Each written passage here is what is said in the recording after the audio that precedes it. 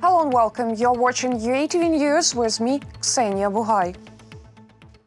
First, these are the latest developments from Ukraine. The territories of Donbas, uncontrolled by Ukraine, are on the edge of technological and environmental disaster.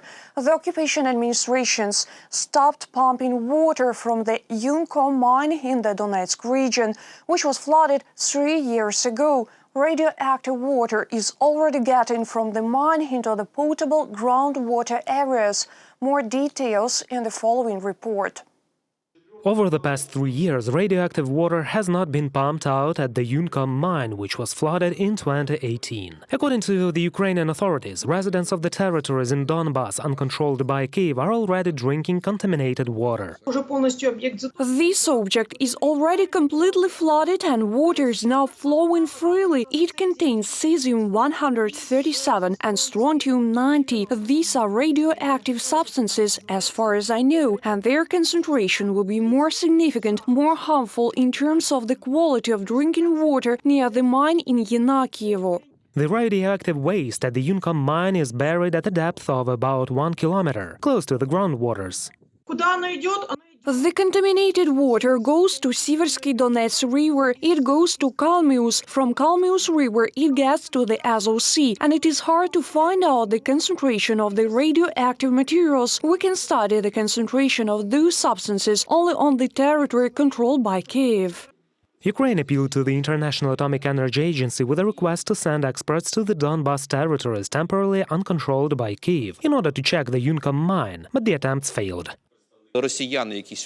Russians who have a substantial control over those occupied territories today are hampering the process. Moreover, they refuse to discuss this problem even in the trilateral contact group and in Minsk. According to the Ukrainian authorities, apart from Yunkom, there are several dozen more closed and flooded mines in the territories uncontrolled by Kyiv. There, the water has not been pumped out for a long time. At least 4 mines in the Donbas are polluted with radioactive waste. According to satellite data, as a result of flooding of mines, the territory of Donetsk has already subsided by an average of 25 centimeters. A man-caused disaster threatens almost the entire territory where the coal mining was once carried out. Reported by Vadim Kramer and Svetlana Sich, UATV News. The International Atomic Energy Agency demands access to 2 more nuclear facilities in the Donbas. Inspectors need safe access to study facilities where radioactive materials are stored.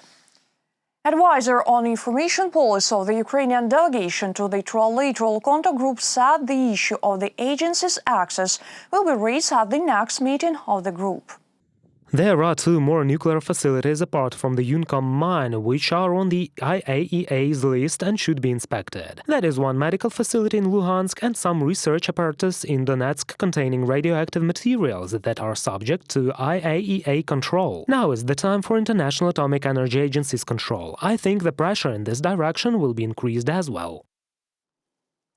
President of the European Council, Charles Michel, is going to visit Donbas together with the President of Ukraine. The walking trip to the Joint Forces Operation Dawn will take place on March 2nd as a part of Charles Michel's 2-day visit to Ukraine.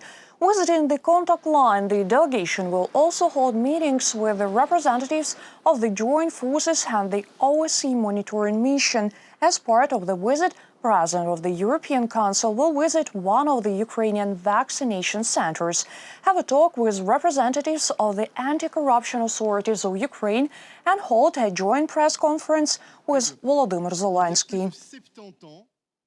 Lithuania is ready to help in the search and preparation of evidence of illegal actions of some people against Ukraine, so that in the future those alleged perpetrators are included into the EU sanctions list.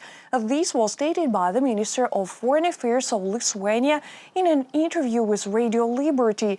According to him, the issue has already been discussed with the head of the Ukrainian Foreign Ministry, Dmytro Kuleba. The Lithuanian diplomat noted that the first thing the European Union looks at when adding anyone to the sanctions list is evidence package. We discussed this with Foreign Minister Dmytro Kuleba. I told that in Lithuania we often deal with sanctions. In particular, we are now working on a new package in Belarus. Therefore, we can provide some kind of assistance. For example, in preparing a package of evidence for certain people in order to submit it to the European Union's bodies. I can't promise that everyone will end up on the EU list, but why not to suggest certain individuals?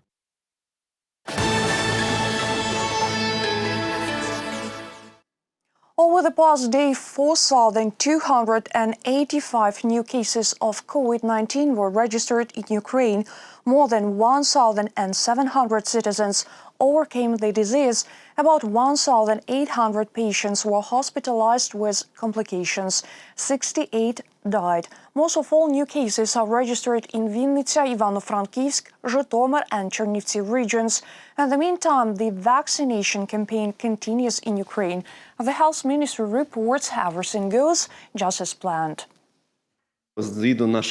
According to the plans of the Minister of Health, vaccination takes place in a cascade manner. I want to emphasize that vaccination against COVID-19 will allow all Ukrainians, citizens of Ukraine, to return to a normal and calm life without masks, without any restrictions.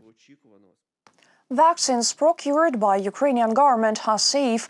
To prove this, Ukrainian Health Minister Maksym Stepanov came to the hospital in Kyiv today to get his jab. The minister filled in the form, answered doctors' questions, and was administered his dose of Covishield vaccine. For the first time, a robot surgeon operated a child in Ukraine. In Lviv, a 13-year-old girl with congenital intestinal pathology was operated with the help of a Da Vinci robot. A team of surgeons, with the help of a modern manipulator, without a single incision, eliminated the problem, making only 3 punctures in the body. As a result, the operation was successful. The first operation for an adult Ukrainian with the help of robotic surgeon Da Vinci was carried out in early December last year. A new voting system will be launched in the Verkhovna Rada of Ukraine. That would be a touch button. This will help eliminate non-personal voting. Chairman of the Ukrainian Parliament, Dmytro Razumkov, invited heads of factions and deputy groups to test the work of this censored voting system on March 2nd.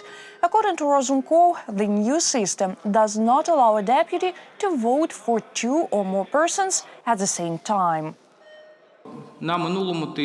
Last week, the work was completed and testing was carried out on how to introduce a touch-button system in the Verkhovna Rada Assembly Hall. It has been tested by the relevant organization, and starting this week, this plenary week, we will be able to use it during voting and during meetings of the Ukrainian Parliament. Dmytro Razumkov reminded that the parliament needs to modernize the Rada 3 voting system, which has been operating since 2008 and is already considered outdated.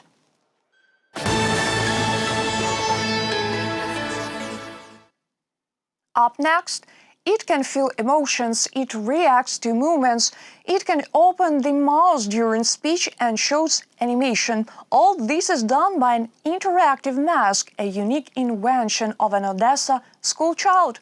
Young start-upper has already presented his techno miracle in dozens of forums. Our correspondent has also seen it. 15-year-old Mikhailo is demonstrating his invention. The creation of the LED mask was inspired by his another hobby, breakdancing. Together with his friends, the boy shoots clips where he shows his work. The mask reacts to human emotions, head movement and speech. If a person smiles or gets angry, the LED accessory will immediately demonstrate it. But the idea is not related to the quarantine. The teenager wanted to show how one can stand out in the crowd. Now Mikhailo is thinking about how to adapt the mask for the duration of the quarantine. We are planning the release of a new mask, which will be the same as the cloth one. But there is one thing, it also retains a module with electronics. There will be such a display here. It will be able to demonstrate emotions. That is, the same as the large mask, but with the design of the cloth mask. There will be animation, there will be more features. It will be possible to set up the text on this display. Mikhailo became interested in programming at the age of 10. He was engaged in the section of IT technologies. It turned out to be a very interesting idea, which was supported by not only us adults, but also by his peers, friends and local residents. This is a trend. There is no need to associate it with a pandemic. This one differs from a simple protective face mask. They have slightly different goals, but the most important thing is that everything worked out in this mask. Mikhailo was able to apply his knowledge. The student has already presented his invention at several forums, including the famous Web Summit. After that, he got orders for his development from different countries. Reported by Vadim Kramer and Anna Horodentseva, UATV News. Winners of the prestigious Golden Globe Film Awards have been announced. This year's ceremony will be remembered for the unusual scenario. Due to the pandemic, the participants were awarded via video communication. The broadcasts were conducted from Los Angeles and New York. The winners of the main prizes of the 2021 Golden Globe Film Awards were the films The Land of Nomads and the satirical comedy Borat's subsequent movie film. Its director and leading performer Sacha Baron Cohen got the Best Actors Award. That's all for now. Thank you for watching. Stay tuned. More updates on our official website, YouTube and Facebook pages.